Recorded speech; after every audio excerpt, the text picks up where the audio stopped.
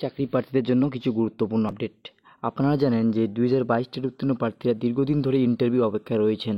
তো সেক্ষেত্রে শূন্যপদ কত দেওয়া হবে এবং ইন্টারভিউ বিজ্ঞপ্তি কবে নাগাদ প্রকাশিত হতে পারে সে বিষয়ে আমরা জানব। এছাড়াও 2023 টেট যে পরীক্ষা নেওয়া হয়েছিল তার রেজাল্টই বা কবে নাগাদ আসতে পারে এবং আগামীতে নতুন টেট নেওয়ার সম্ভাবনা কতখানি রয়েছে। আপনাদের প্রথমেই জানাতে হয় যে গত বেশ কিছুদিন আগেই মাননীয় পর্ষদ সভাপতি গৌতম পাল মহাশয় জানিয়েছেন যে ওবিসি মামলা নিষ্পত্তি হলেই কিন্তু 72 ঘন্টার মধ্যেই তাদের যে ইন্টারভিউ বিজ্ঞপ্তি তা কিন্তু দিয়ে দেওয়া হবে।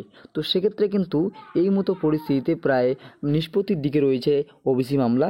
সেক্ষেত্রে কিন্তু এখনও সেই পর্ষদ সভাপতির কথা মতো ইন্টারভিউ বিজ্ঞপ্তি প্রকাশিত হয়নি।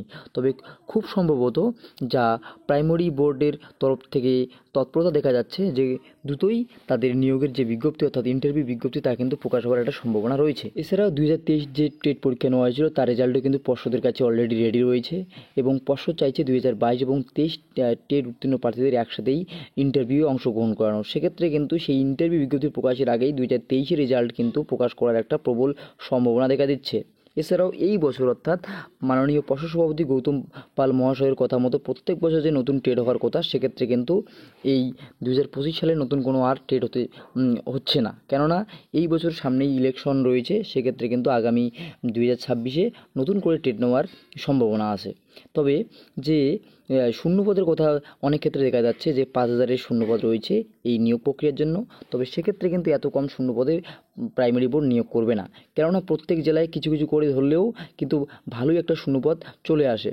সেখানে আপনারা ধরতে পারেন কমপক্ষে 15,000-এর মতো শূন্যপদে আপনারা কিন্তু নিয়োগ পেতে পারেন, কেননা আপনারা গ্রামের স্কুলগুলি গেলে দেখতে পারবেন সেখানে কিন্তু প্রত্যেকটা জেলাতেই যে ভালো পরিমাণ শিক্ষকের ঘাটতি রয়েছে। সেক্ষেত্রে কিন্তু তাদের যে শূন্যপদ অবশ্যই কিন্তু বাড়তে চলেছে।